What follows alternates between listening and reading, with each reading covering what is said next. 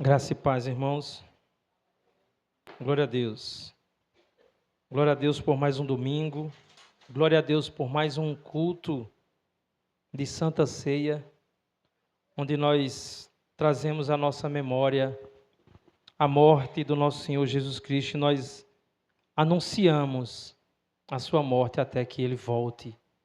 Porque um dia, irmãos, o Rei irá voltar. Amém? Vamos abrir as nossas Bíblias em Lucas capítulo 19.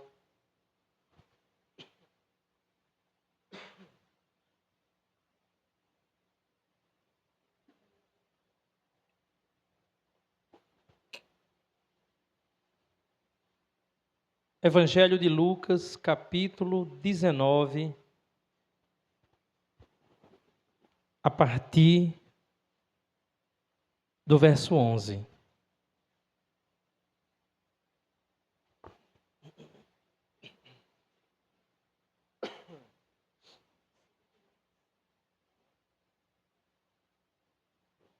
Amém, irmãos? Glória a Deus. Então acompanhe comigo, irmãos, a leitura. Estando eles a ouvi-lo, Jesus passou a contar-lhes uma parábola. Porque estava perto de Jerusalém, e o povo pensava que o reino de Deus ia se manifestar de imediato. Ele disse: um homem nobre de nascimento foi para uma terra distante para ser coroado rei e depois voltar. Então chamou 10 dos seus servos e lhes deu 10 minas. Disse-lhe: façam esse dinheiro render até a minha volta. Mas os seus súditos o odiavam e depois enviaram uma delegação para lhe dizer: não queremos que este homem seja nosso rei. Contudo, foi feito rei e voltou. Então mandou chamar os servos, a quem dera o dinheiro, a fim de saber quanto tinham lucrado. O primeiro veio e disse: Senhor, a tua mina rendeu outras 10. Muito bem, meu bom servo, respondeu o seu senhor. Por ter sido confiável no pouco, governe sobre 10 cidades. O segundo veio e disse: Senhor, a tua mina rendeu 5 vezes mais. O seu senhor respondeu: também você encarregue-se de 5 cidades. Então veio outro servo e disse: Senhor, aqui está a tua mina. Eu a conservei guardada num pedaço de pano. Tive medo, porque és um homem severo. Tiras o que não puseste e colhes o que não semeaste. O seu senhor respondeu: eu o julgarei pelas suas próprias palavras. Servo mau. Você sabia que sou homem severo, que tiro o que não pus e colho o que não semeei. Então, por que não confiou o meu dinheiro ao banco? Assim, quando eu voltasse, o receberia com os juros. E disse aos que estavam ali: tomem dele a sua mina e deem ao que tem 10. Senhor, disseram, ele já tem 10. Ele respondeu: eu lhes digo que a quem tem, mais será dado. Mas a quem não tem, até o que tiver, lhe será tirado. E aqueles inimigos meus, que não queriam que eu reinasse sobre eles, tragam-nos aqui e matem-nos na minha frente. Amém. Vamos orar, irmãos. Pai, obrigado por mais um culto de domingo, por mais uma oportunidade que nós temos de nos reunir e glorificar o Teu nome e ouvir a Tua palavra, que é alimento para a nossa alma, para a nossa mente e para os nossos corações. Fala conosco nessa noite e sede glorificado o Teu nome, em nome de Jesus. Amém e glória a Deus. Glórias ao nosso Deus eterno. Irmãos, a essa altura do ministério de Jesus, muitos judeus já consideravam Jesus como o filho de Davi. Muitos judeus reconheciam que Jesus Cristo era o Filho de Deus, o Messias, que haveria de vir ao mundo para salvar o seu povo. Então muitos o chamavam de filho de Davi, reconhecendo quem ele era. Por exemplo, Lucas 18, verso 38, diz que um cego que ficava à beira do caminho de Jericó, ao saber que Jesus estava passando, gritou: Jesus, filho de Davi, tem compaixão de mim. E também em Mateus 15, versículo 22, fala de uma mulher cananeia que sofria com a sua filha endemoniada.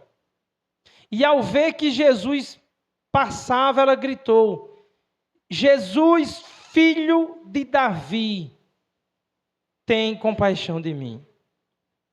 Então muita gente já conhecia, já reconhecia que Jesus era o filho de Davi. Mas eles tinham um pensamento errado sobre o filho de Davi e sobre o reino de Deus.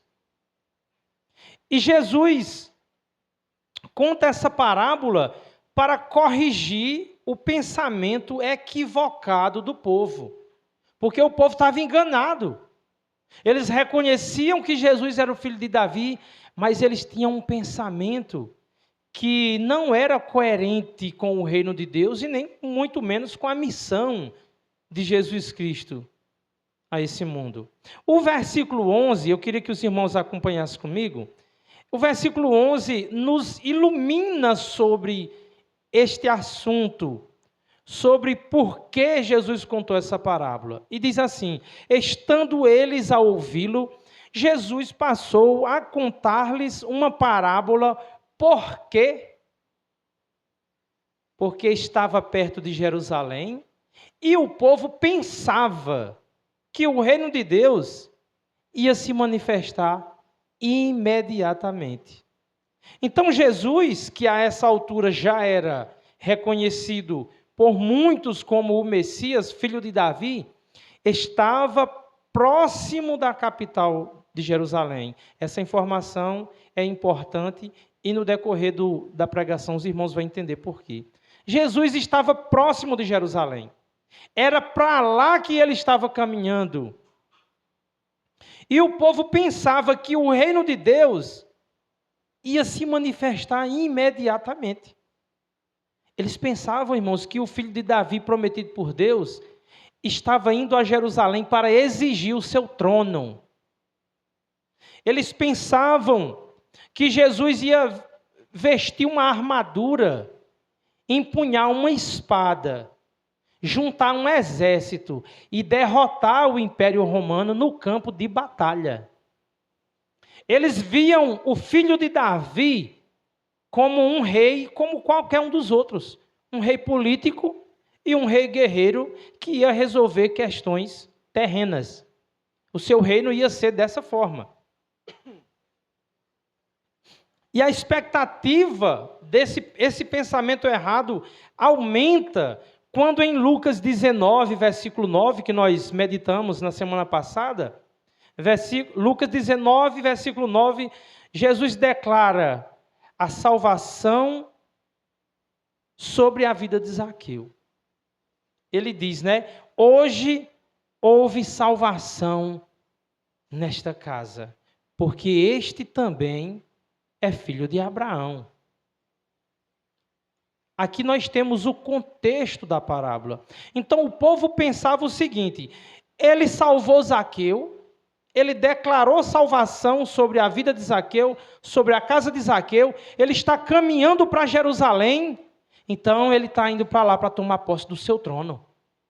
Então ele vai derrotar o Império Romano e vai nos salvar também. Esse era o pensamento. É por isso que em Lucas 19, 36 e 38, retrata ali a entrada triunfal de Jesus em Jerusalém. Eles declaram: Hosana ao filho de Davi. Bendito é o que vem em nome do Senhor. Essa palavra Hosana, irmãos, significa salva-nos. O que os judeus estão dizendo é: filho de Davi, salva-nos. Bendito o que vem em nome do Senhor, salva-nos. Salva-nos de quê? Salva-nos de Roma. Nós somos escravos de Roma, nos liberta. O filho de Davi chegou para assumir o seu trono. É isso que eles estão dizendo. Então Jesus conta essa parábola para ensinar que ele não é um rei político. Que ele não veio libertar o povo do império de Roma.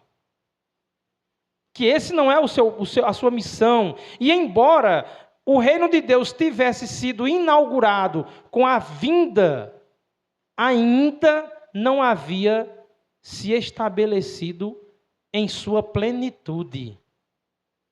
O reino de Deus, embora ele veio com Jesus, ainda não havia se estabelecido plenamente. Então, no verso 12,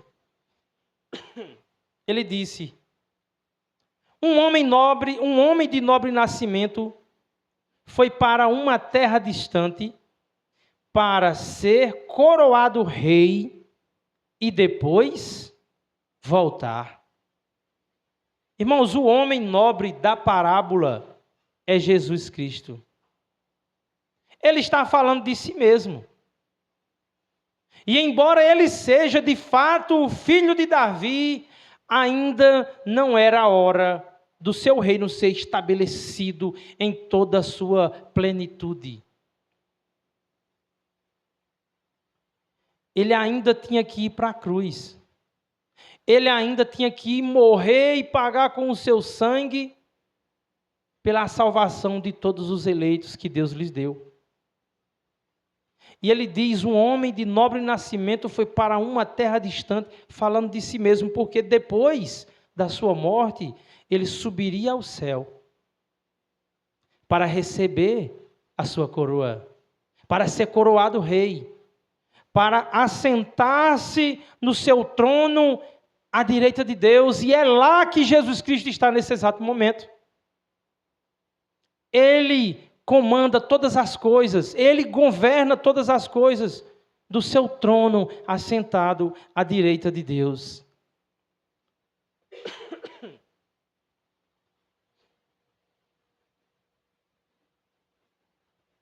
O profeta Daniel, ele teve uma visão desse acontecimento celestial, onde Jesus subiria ao céu para receber a sua coroa. Daniel, capítulo 7, 13 e 14, diz o seguinte: na minha visão à noite, vi alguém semelhante a um filho de homem, vindo com as nuvens dos céus. Ele se aproximou do ancião e foi conduzido à sua presença. A ele foram dados autoridade, glória e reino.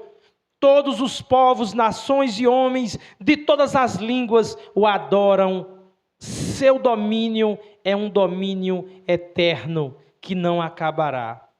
E seu reino jamais será destruído.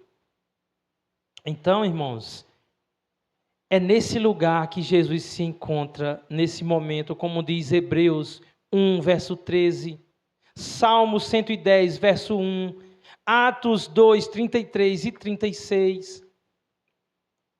Mas a parábola diz que antes do nobre partir para uma terra distante, ele deu uma missão para os seus servos. Ele entregou na mão dos seus servos algo de valor, o qual os seus servos deveriam zelar, cuidar e multiplicar. Então, no verso 13, diz o seguinte: então chamou 10 dos seus servos e lhes deu 10 minas. Irmãos, mina aqui não é um lugar onde a gente garimpa um ouro, ou seja lá, um metal precioso. A mina aqui é uma unidade de peso, assim como nós usamos uma unidade de peso chamado quilo. Uma mina, comparando, digamos, é 1 quilo, não é equivalente a 1 quilo, mas só para os irmãos terem uma noção. Disse ele, faça esse dinheiro render até a minha volta. Ou seja, essa unidade de medida era para pesar a quantidade de moeda. Uma mina era uma quantidade de moeda, era equivalente a 100 dracmas ou 100 denários, que é equivalente, cada denário, a um dia de trabalho. Era algo valioso. Se trouxéssemos para os nossos dias, e vamos dizer que um dia de trabalho seja, sei lá, R$100, seria 100 vezes esse valor. Então, a missão dos servos era fazer a mina se multiplicar. Aquela quantidade de dinheiro teria que render.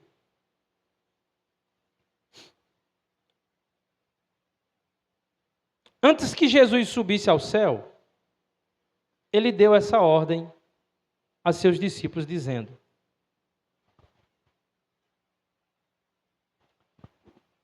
multiplicai. Isso fala, irmãos, sabe de quê? Sabe o que a mina significa para nós?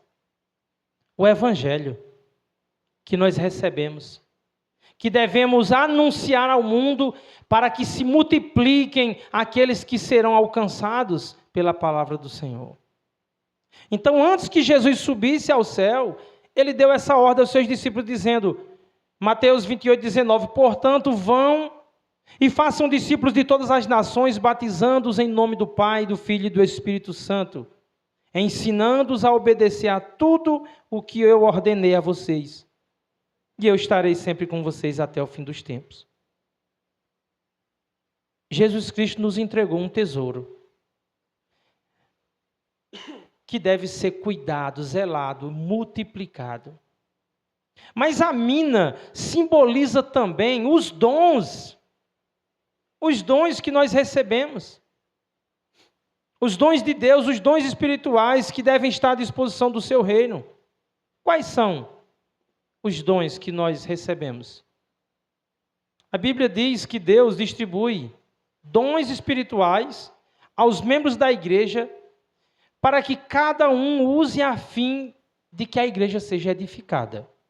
Efésios capítulo 4, versos 11 e 12, diz o seguinte: foi ele quem deu dons às pessoas. Ele escolheu alguns para serem apóstolos, outros para profetas, outros para evangelistas e ainda outros para pastores e mestres da igreja. Ele fez isso para preparar o povo de Deus para o serviço cristão, a fim de construir o corpo de Cristo. Irmãos, não existe cristão que não possua dons espirituais. Não existe nenhum filho de Deus a quem ele não deu dons espirituais. O crente, ele pode até ser negligente com os dons que Deus lhe deu.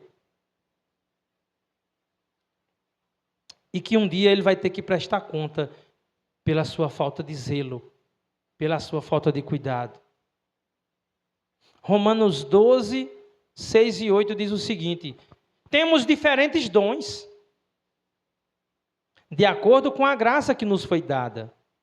Se alguém tem o dom de profetizar, usem-no na proporção da fé.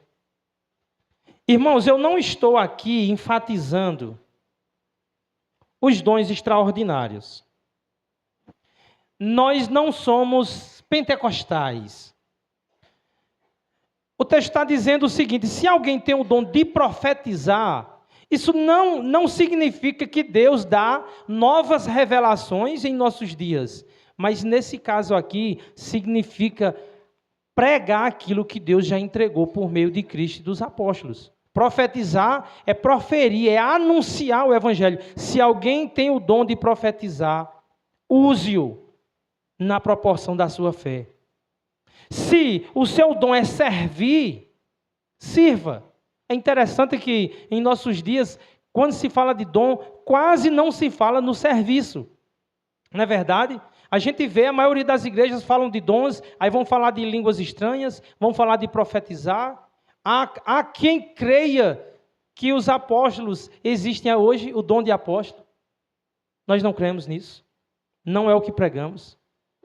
Então, se o seu dom é servir, sirva. Se o seu dom é ensinar, ensine. Verso 8. Se é dar ânimo, que assim faça. Se é contribuir, que contribua generosamente. Se é exercer liderança, que a exerça com zelo. Se é mostrar misericórdia, que eu faça com alegria.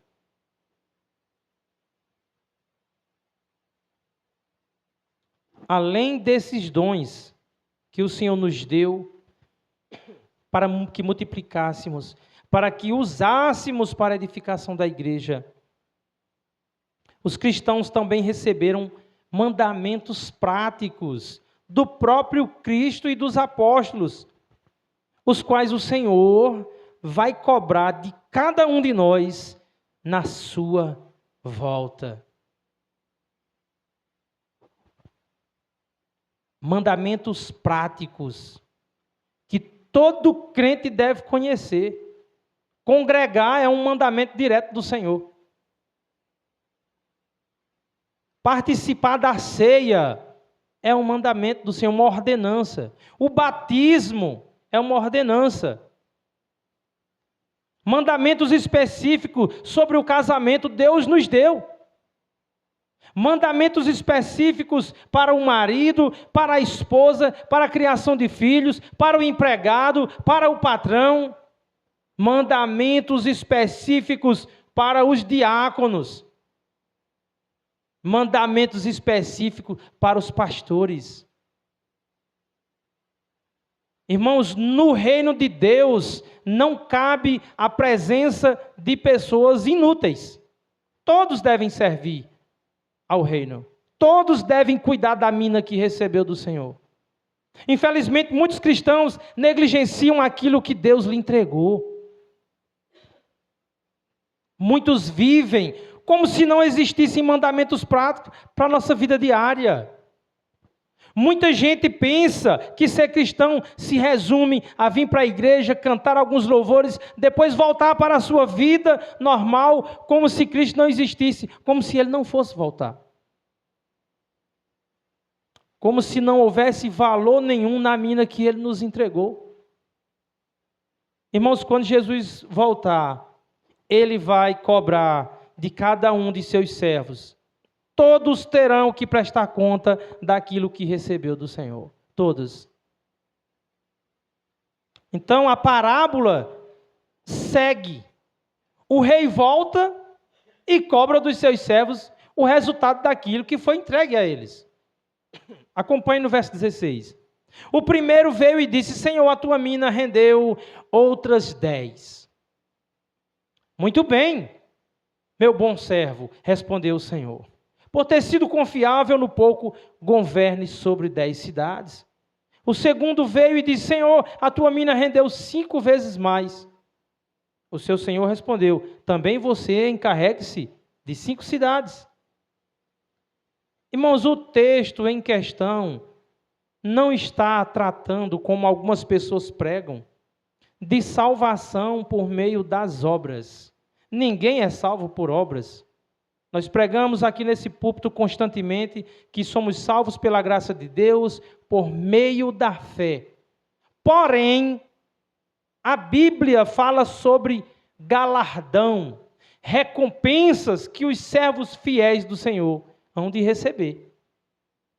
Apocalipse 22, versículo 10 diz o seguinte: e eis que venho cedo, e o meu galardão está comigo, para dar a cada um segundo a sua obra.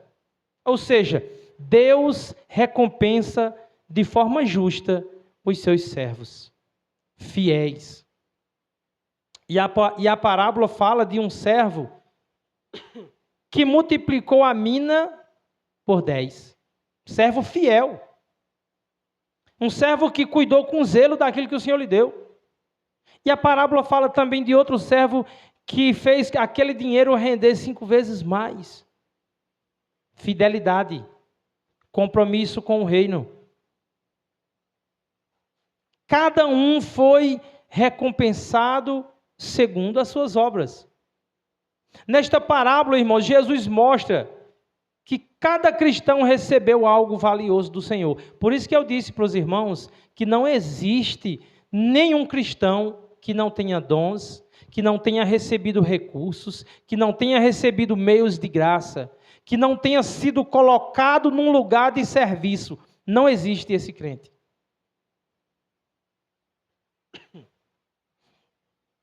Nós recebemos o Evangelho, nós recebemos dons espirituais, nós recebemos a palavra, nós recebemos os meios de graça, a oração, nós recebemos o tempo, nós recebemos a vida. Ele nos colocou em lugares de serviço. A igreja é um lugar de serviço. Ele nos colocou em lugar de serviço. A família é um lugar de serviço. O nosso emprego é um lugar de serviço. O nosso trabalho, a sociedade, a rua que moramos, é um lugar onde nós vamos trabalhar para o reino de Deus, anunciando as boas novas. Na nossa família, nós vamos colocar em prática os mandamentos que Deus tem específico para a criação dos filhos, para a família, como tratar a mulher, como tratar a esposa. De modo que um crente deve ser um servo do reino de Deus em tempo integral. Servo de Deus não tira férias nem folga. Um servo de Deus é um servo em tempo integral. Verso 13 diz: faça esse dinheiro render até que eu volte. Em outra versão diz: negociai até que eu volte. Ou seja, viva de forma ativa e fiel até a minha volta, até que eu volte. Então, quando o rei retorna, ele chama seus servos para prestar contas. O primeiro diz: Senhor, a tua mina rendeu 10. E o Senhor o louva pelas 10 e o coloca numa posição de 10. O segundo diz: Senhor, a tua mina rendeu 5 e também este é recompensado com 5. O que é que nós aprendemos aqui? Qual é o foco? O que está sendo enfatizado, irmãos? Ambos foram fiéis. Mesmo com resultados diferentes. E cada um recebeu o seu galardão. Irmãos, Deus não exige de nós, de cada um de nós, que cada um produza o mesmo resultado. Afinal de contas, nós sabemos que cada um receberá uma medida diferente, conforme a graça que Deus dá. Se olharmos para a igreja primitiva, nem todos foram apóstolos. Jesus chamou apenas 12. No nosso meio, nem todos serão pastores. Nem todos serão diáconos. Nem todos serão presbíteros. Mas uma coisa é certa, no reino de Deus não há servo inútil. Cada um receberá de Deus uma graça que o capacitará ao serviço do reino de Deus. Cada um vai receber. Cada um recebe. E quando Jesus Cristo volta, ele recompensa os fiéis. Mas ele também julga e condena os infiéis. Dos versos 20 até os versos 26, fala sobre um servo infiel. Aquele que não produziu nada. Ele recebeu a mina, mas guardou embrulhada em um pano. Não multiplicou o que recebeu. Irmãos, é comum, é muito comum.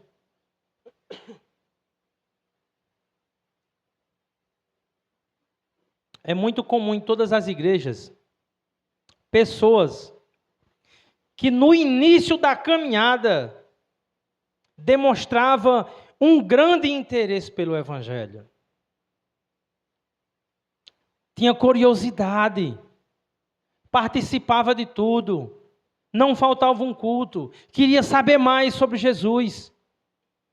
Pessoas que usufruíram da graça comum de Deus, receberam conhecimento, ouviram o verdadeiro evangelho da graça de Deus. Pessoas que congregaram em uma igreja bíblica, cristocêntrica, ouviram as doutrinas da graça, mas num determinado ponto da caminhada, estacionou, parou e outros até retrocederam.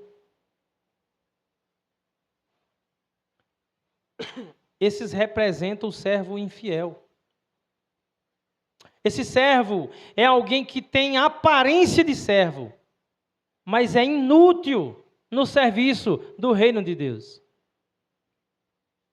Ele representa pessoas que receberam a palavra, mas não frutificam, nem compartilham, nem se envolvem com o reino. Ele foi colocado em lugares de serviço, a igreja, a família, o trabalho, mas ele guardou a mina embrulhada num pano. Irmãos, guardar a mina em um pano mostra negligência, desinteresse, desprezo pelas coisas de Deus. O servo infiel diz no versículo 21, tive medo do Senhor, porque sei que é um homem duro e tira dos outros o que não é seu e colhe o que não plantou. Irmãos, este servo, além de infiel, ele faz acusações contra Deus. Fala que Deus é duro, acusa Deus de injustiça, de se apropriar do que não é dele. Irmãos, quantas pessoas rejeitaram o evangelho da graça porque dizem que ele é duro demais? Quantas pessoas ouviram pregações genuínas sobre a soberania de Deus e por um tempo até se alegraram, mas depois disseram que é injusto Deus ser soberano desse jeito. É duro demais um Deus soberano. Quantas pessoas, irmãos, trocaram igrejas comprometidas com a verdade por igrejas que mais se parecem clubes de diversão, com palhaços no púlpito, com eventos voltados para o lazer e o entretenimento. Igrejas que se dizem sérias, que têm uma confissão de fé reformada, mas que parece um circo. Irmãos, quantas pessoas que demonstravam um comprometimento com a verdade de Cristo e depois se tornaram inúteis. Não servem, não participam, não se envolvem no serviço, não evangelizam, não contribuem, não se preocupam com as necessidades da congregação local. Por outro lado, há pessoas que até servem, mas sem amor, sem zelo ao serviço, não se prepara, não se capacita, faz de todo jeito, serve o mínimo possível, faz com preguiça, sem amor, sem zelo. Parece que servir a Deus é um fardo, parece que o rei que há de voltar não é tão digno assim de ser servido. Pessoas assim não servem a Deus. Pessoas assim servem a si mesmos. Irmãos, Deus vai pegar dessas pessoas a mina de volta. E vai dar para quem tem 10, para quem realmente valoriza. Verso 24. E disse aos que estavam ali, tomem dele a sua mina e deem-na ao que tem 10. Senhor, disseram, ele já tem 10. Ele respondeu, eu lhes digo que a quem tem mais será dado. Mas a quem não tem, até o que tiver lhe será tirado. Meus irmãos, aqui está a resposta do porquê que algumas pessoas começam tão bem, demonstram interesse, parecia que seria um exemplo de servo fiel, mas depois se torna inútil, infrutífero, indiferente, não serve, não pratica, não contribui, não trabalha para o reino de Deus e tratam aquele que receberam do Senhor com desprezo.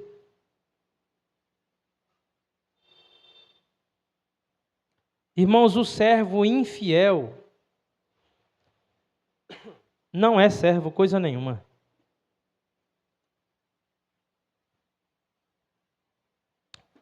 O servo infiel será julgado juntamente com outro grupo de pessoas que estão na parábola que eu deixei para falar agora no final. A parábola fala de pessoas que odeiam um nobre e que não queria que ele reinasse sobre suas vidas. Acompanhe comigo o verso 14.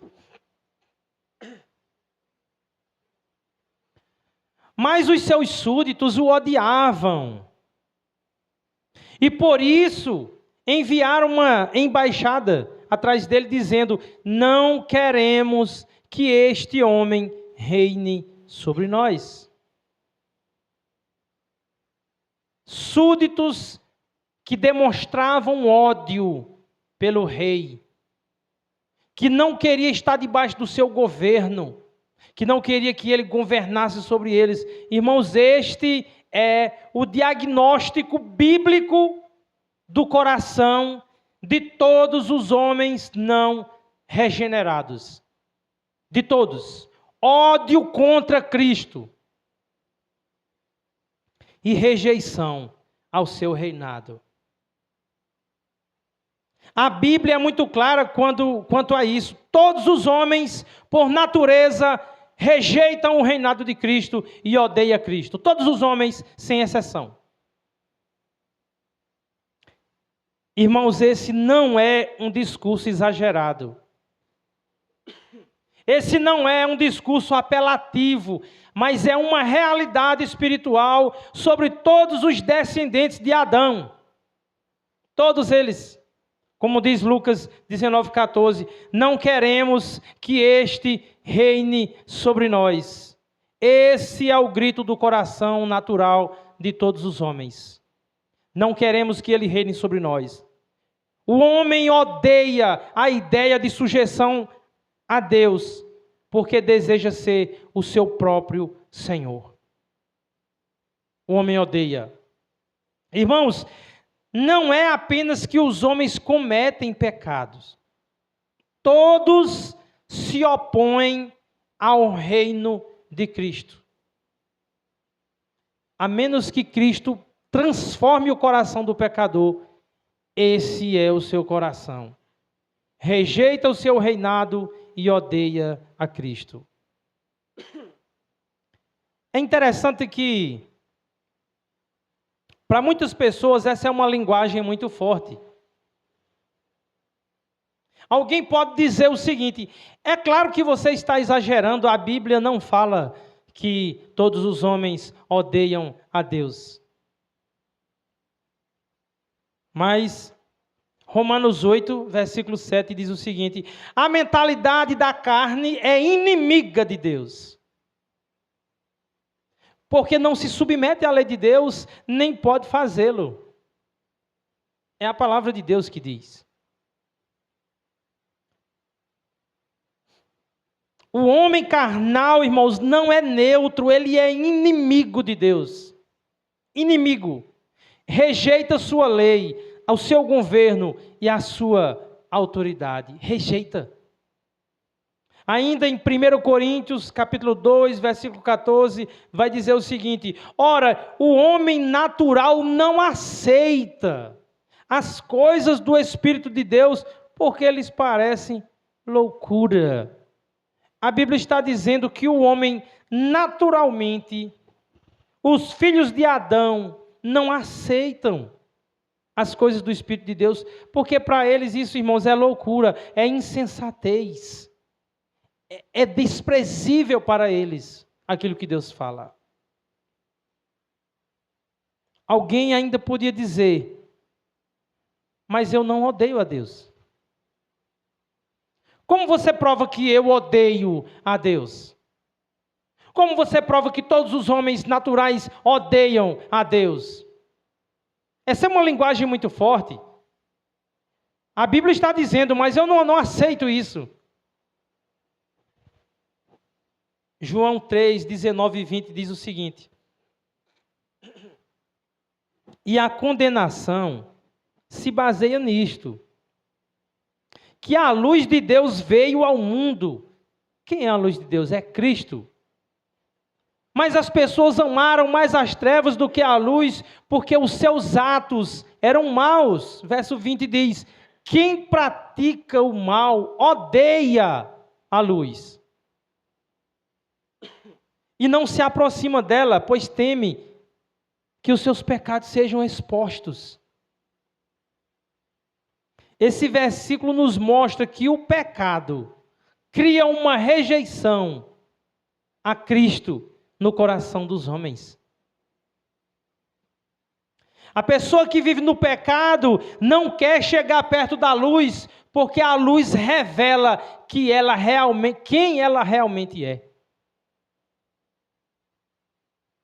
E ela não suporta ser confrontada em seus pecados. Então, um exemplo prático que prova que os homens odeiam a Deus. Pessoas que evitam, que não aceitam a Bíblia, pessoas que não querem ouvir pregações genuínas da verdade, pessoas que rejeitam a verdade de Cristo, é uma demonstração de ódio a Deus. São pessoas que sabem que, se ouvir a palavra, será confrontada com os seus pecados.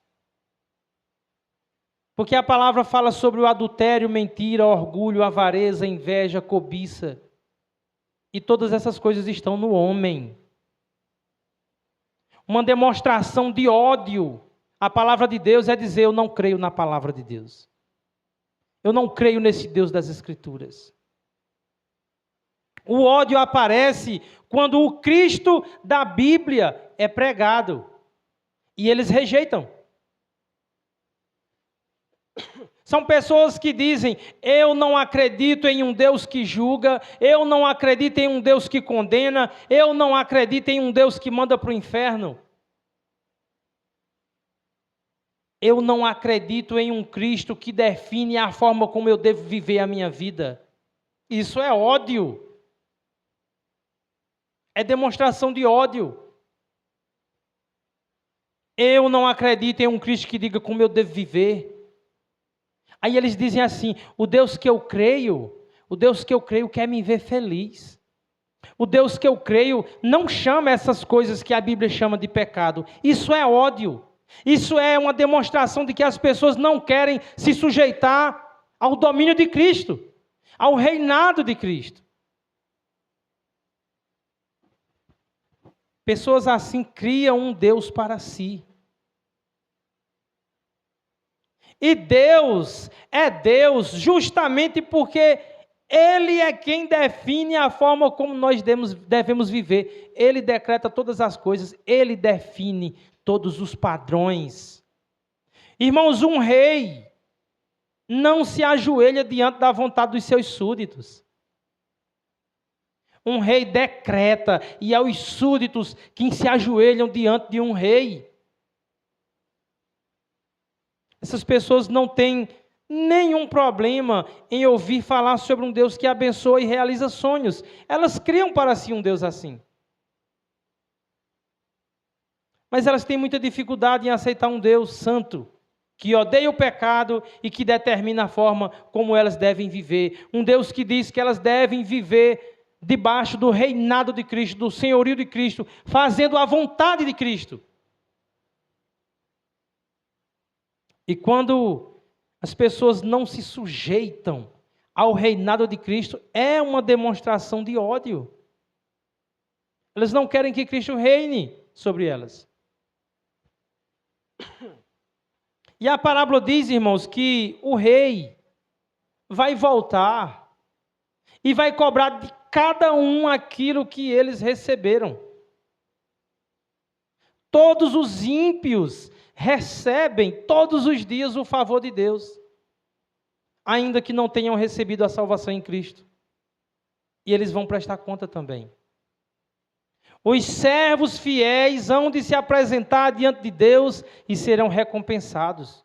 Os servos infiéis serão julgados, junto com aqueles que odeiam, porque afinal de contas, o que impede de alguém que se diz servo servir, senão a falta de amor e a falta de sujeição ao reinado de Cristo?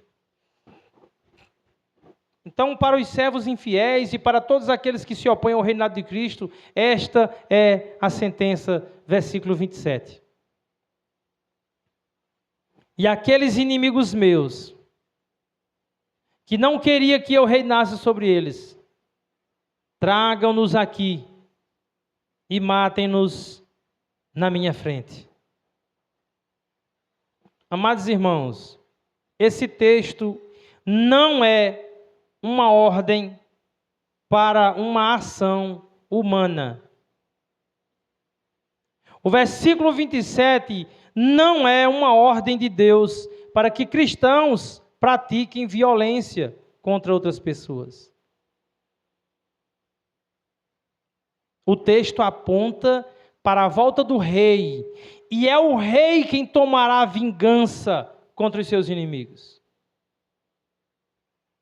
Irmãos, na primeira vinda de Cristo, ele veio como um cordeiro, humilde, manso, sofredor. Mas na sua segunda vinda, ele virá como um leão, com glória, poder e justiça, para julgar e retribuir aqueles que o rejeitaram. 2 Tessalonicenses, capítulo 1, versos 7 e 8, diz que isso acontecerá quando o Senhor Jesus for revelado lá do céu, com os seus anjos poderosos, em meio a chamas flamejantes. Ele punirá os que não conhecem a Deus e os que não obedecem ao Evangelho do nosso Senhor Jesus. As pessoas dizem assim: então quer dizer que Deus egocêntrico é esse que ele manda pessoas para o inferno se não se dobrar diante dele? É o que mais nós ouvimos. Essa é uma declaração de ódio. Que Deus é esse que manda pecadores para o inferno? Eu não acredito num Deus assim. Essa é uma declaração de ódio. Quem é o homem para dizer como Deus deve agir e fazer? Eu concluo dizendo que na sua primeira vinda ele inaugurou o seu reino. E na sua segunda vinda, irmãos, ele estabelecerá plenamente o seu reinado. Plenamente. A volta de Cristo, irmãos, é o grande dia do Senhor, quando ele será plenamente reconhecido como o Rei dos Reis e o Senhor dos Senhores. Para os salvos, será um dia de alegria, será um dia de glória, será um dia de recompensa. Para os servos fiéis, será um dia de grande alegria. Para os que o rejeitaram, será um dia de juízo e terror. E o texto fala aqui sobre 3 tipos de pessoas. Primeiro, o servo fiel, que valoriza o que recebeu do Senhor, que trabalha para o bom proceder do reino de Deus. O servo fiel usa os seus dons, os seus recursos a serviço do reino de Deus. O servo fiel é colocado em lugar de serviço e ele serve a Deus.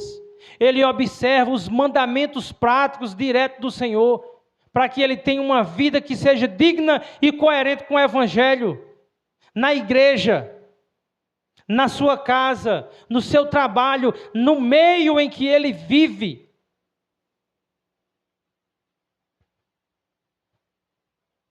Segundo tipo de pessoa que tem aqui é o servo infiel, que é negligente com as ordens dadas pelo rei e vive como se o rei nunca fosse voltar. O servo infiel, ele gosta de estar entre os servos, dando a impressão que ele é servo também. Mas ele não produz, ele não multiplica, ele não serve. No fim das contas, ele não se importa com o reino de Deus, mas gosta de passar a impressão que faz parte daquele povo. Ele gosta de passar a impressão que está debaixo do senhorio de Cristo. Quantas pessoas que hoje são teólogos de redes sociais? Quantas pessoas que até em alguns lugares falam sobre Cristo, mostra Cristo, mas não serve, não se preocupa com as necessidades da igreja, não se preocupa o que o ambiente congregacional está precisando, não se coloca numa posição de serviço, não serve, não observa os mandamentos práticos em sua casa, ou quando faz mal feito, faz com preguiça, faz de forma desleixada.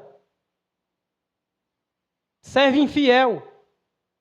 Terceiro grupo de pessoas aqui são os inimigos. Aqueles que de fato são declarados, aqueles que não estão se escondendo de trás de uma capa de religiosidade. Esses deixam claro que são inimigos do verdadeiro rei. Eles são inimigos do Cristo das Escrituras. Eles não aceitam o Cristo das Escrituras. Embora que tenha muita gente dentro da igreja que também nos nossos dias não aceita o Deus soberano, o Deus das Escrituras. Os inimigos da cruz, eles até falam de Cristo, um Cristo que salva, um Cristo que cura, um Cristo que abençoa, um Cristo que quer vê-lo feliz. Mas ele não aceita um Cristo que confronta seus pecados. Ele não aceita um Cristo que governe sobre ele. Qual desses três servos se parece com você que está sentado nesse banco nessa noite?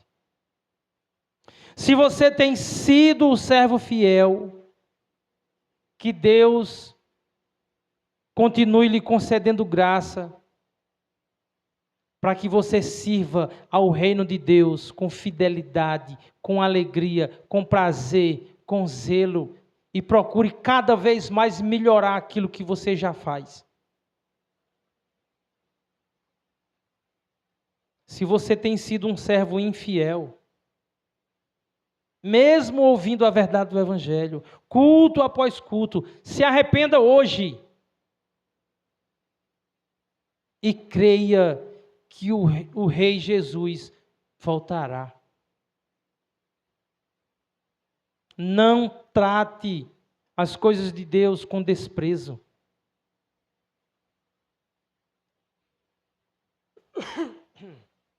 E quanto àqueles inimigos de Cristo, que não se sujeitam ao senhorio de Cristo, que criam para si um Deus imaginário apenas para realizar os seus sonhos, que não serve, que não se compromete. Você que vem a esse lugar, que senta nesse banco, você que é filho de crente, parente de crente, que vem para a igreja, mas que diz assim: eu não creio em Jesus, eu não acredito nessas coisas. Um dia você vai estar diante dele. Você que trata o rei como se ele fosse um ninguém. Você que já sentou aqui várias vezes, que já ouviu a palavra do Evangelho, nunca tomou um posicionamento por Cristo. A Bíblia diz que você é inimigo de Cristo, inimigo da cruz. Você odeia que Cristo reine sobre a sua vida. Se arrependa. Hoje é o dia. Você não sabe quanto tempo terá.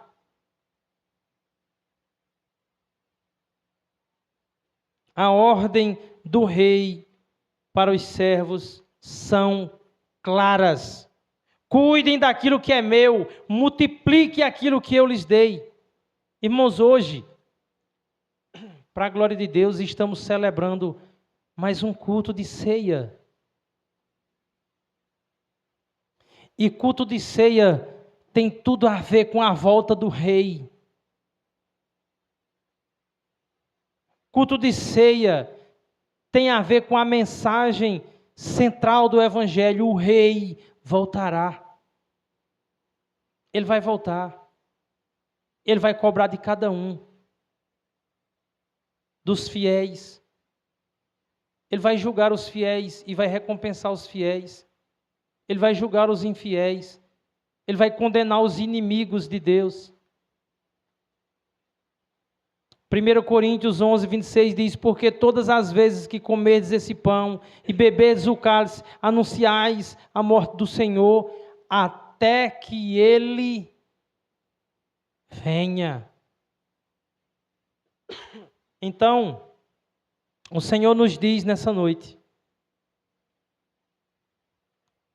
para os seus servos fiéis: anunciem a minha morte até que eu volte. Proclamem o Evangelho enquanto esperam a minha volta. Viva de forma digna do meu sacrifício, do meu sangue derramado, do meu corpo partido. Não sejam infiéis, não sejam inúteis, não sejam infrutíferos, não sejam desleixados, não sejam preguiçosos. Use os dons e talento que eu lhes dei a serviço do meu reino, com dedicação para a edificação do meu corpo, da minha igreja. Cuidem de tudo que eu coloquei nas mãos de vocês. Não sejam negligentes, não sejam preguiçosos. Não tratem aquilo que é meu com desprezo. Se esforcem, se empenhem, faça o melhor. Sirva com zelo até a minha volta. Este é um chamado ao serviço do reino de Deus. Sirvam ao Senhor com fidelidade. Irmãos, não considerem as coisas de Deus como algo desprezível.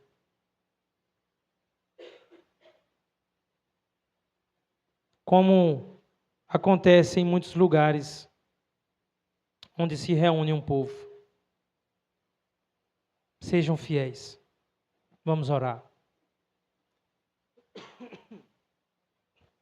Senhor, nós reconhecemos que o Teu Filho, Ele é o filho de Davi, o Messias prometido nas Escrituras, aquele que haveria de vir a esse mundo para salvar o Seu povo. Deus, e nós não queremos fazer uma expectativa errada acerca do Teu Filho. Nós não queremos apenas que Ele resolva os nossos problemas terrenos, mas nós queremos que Ele reine sobre nós. Nós queremos cuidar dos tesouros que Ele nos entregou, nós queremos estar nos lugares de serviço, nós queremos observar os mandamentos práticos e diretos da Tua palavra para a nossa vida. Oh Deus, mas nós precisamos que a Tua graça soberana nos envolva de tal modo que o Teu Espírito nos impulsione a trabalhar para o Teu reino. Nós queremos ser generosos, nós queremos trabalhar para a Tua obra, nós queremos, meu Deus, em nome de Jesus, se há em nossos corações desprezo pelo Teu reino, Nessa noite, Senhor, restaura, nos impulsione, nos reavive dentro de nós o desejo pela Tua palavra, o desejo de Te servir. Cuida desse Teu povo, em nome de Jesus. Resgata, Senhor, do império das trevas, aqueles que tantos cultos já ouviram a Tua verdade, mas que nesta noite estão ouvindo mais uma vez, e os seus corações endurecidos só podem ser quebrados, meu Deus, pelo Teu Espírito. Somente o Teu Espírito pode transformar um filho das trevas num filho da luz. Faça isso para a glória do Teu nome. E nos mantenha fiéis. Não com soberba e nem pensando nas recompensas que devemos receber, que iremos receber de Ti, mas com amor, com alegria, porque Tu és o Rei dos Reis, em nome de Jesus. Amém. Glória a Deus. Chama a irmã Luciana para fazer o louvor e que os irmãos já se preparem também para fazer a entrega da ceia. O irmão Luiz também esteja preparado para a ministração da ceia, em nome de Jesus. Amém. Glória a Deus.